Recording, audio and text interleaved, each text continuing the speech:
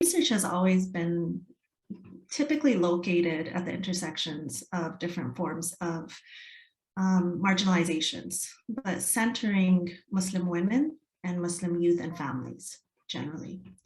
So my doctoral research was a narrative inquiry. So it's basically story-based research into the experiences of Muslim mothers and daughters who are making a life in Canada.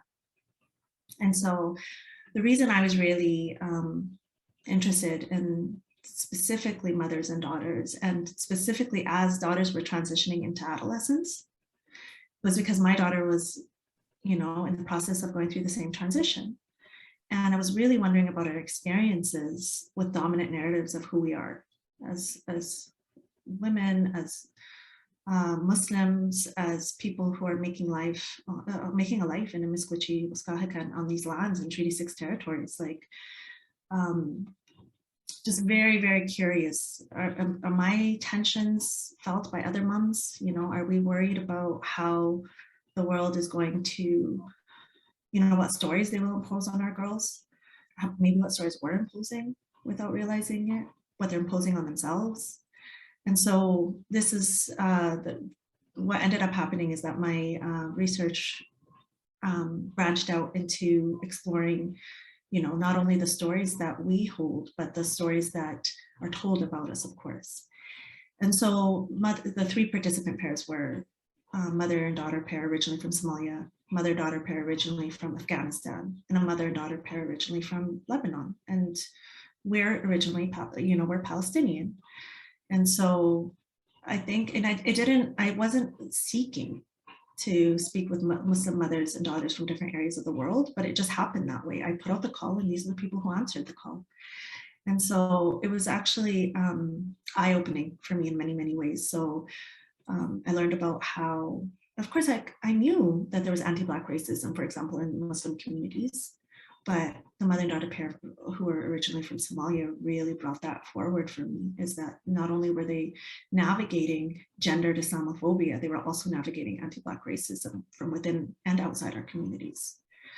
The mother and daughter pair from Lebanon really highlighted for me how many of our girls are feeling policed in the ways that they interact in different ways online and in person, and from members of Muslim communities, but also outside of our communities. The mother and daughter pair from Afghanistan originally were highlighting for me the importance of choice and, and how that can get framed in really disgusting ways, actually, again, from within our communities and outside of our communities. So we're navigating misogyny, in all the contexts that we live, but also navigating anti-Muslim racism. Islamophobia, of course, is, I use it synonymously with anti-Muslim racism.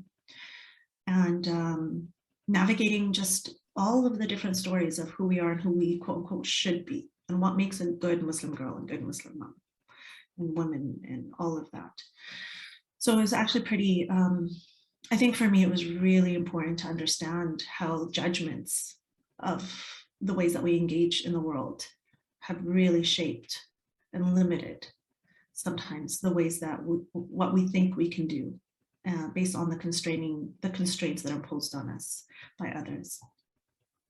So, and when I started my current position as an assistant professor at Concordia University of Edmonton in the Faculty of Education, I started to really inquire and think about, and it's because narrative inquiry is very much autobiographical. It starts with you, and you have to inquire into your own stories, because that's viewed as a form of also authenticity in the research, like you're situating yourself as part of the research and not outside of it. So I really started to think about my experiences with advocating for my youngest. She's turning 9 now, but at the time, she was just at this, entering kindergarten, and she's autistic and, minimally verbal. And so I was really starting to think, if I'm somebody who's been in education in some way, in the field of education, not as a student, as an educator for almost 20 years at the time. And if I'm finding it very hard to navigate all of the different barriers and constraints, you know, in very ableist systems. How are other mothers who are, you know, coming in as newcomers, potentially with, you know, histories of trauma? So I was really starting to wonder about that. And so my next research was the experiences of Muslim mothers with refugee experiences. And I say refugee experiences because I make it clear that I don't want to call them, just label them as refugees, because that's not all of who they are. That's not their identity. It's an experience. It's a disgusting experience they've had, but not who they are. So Muslim mothers with refugee experiences who are also mothering disabled children. And so both of my participants, and that research was really limited and cut short because of COVID. But both of the mothers were originally from Syria, and they both had 2 daughters who were disabled. And what I learned is that, and really start to think about this concept of dis-citizenship. So I say dis and then with a backslash citizenship, because they feel like citizens, they feel like they belong, they feel like they matter in different spaces. And when I say mattering, I'm drawing on this book, Bettina Love's We Want to Do More Than Survive. She really talks about the concept of mattering in this book. And so I really draw on that concept to say that, you know, this citizenship, yes, of course, the material truth of having some sort of documentation is important. So to have that Canadian citizenship for them, for these moms, is really important, but they don't yet. And there's many reasons why it might be out of reach for at least one of them, and including because she never went to school in Syria. So, you know, anybody who teaches the English language knows that reading and writing can transfer from one language to another.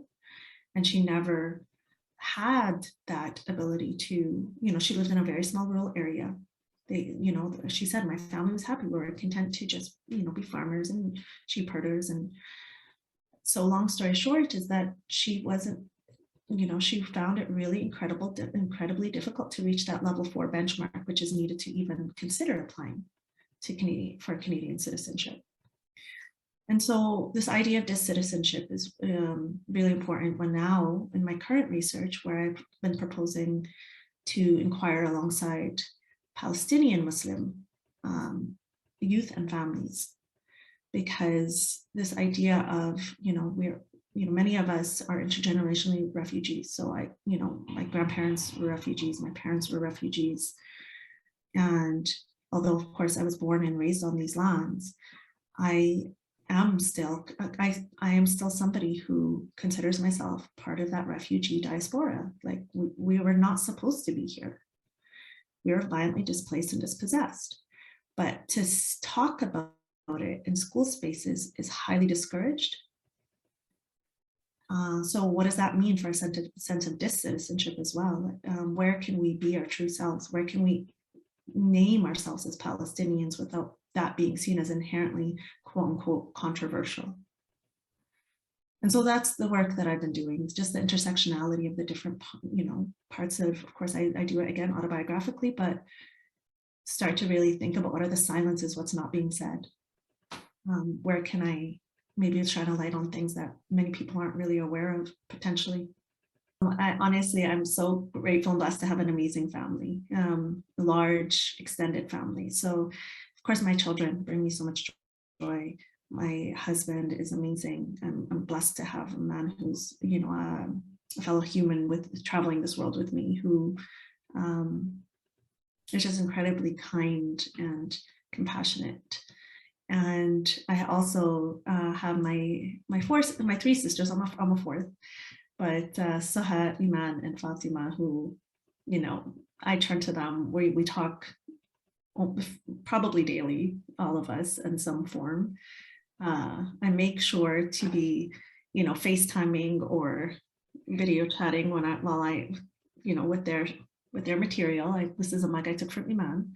I was going to wear this shirt that I took from Fatima. But yeah, so my parents thankfully are here and, you know, live 5 minutes from me. So it's honestly my family. And then my friends, of course, and the people who, you know, I think sustain me in the work that I do. They help to remind me. And so I have a good community of, you know, friends and people I've known since childhood and scholars and So to help to keep me grounded in what are my commitments to this, to what I'm trying to do here.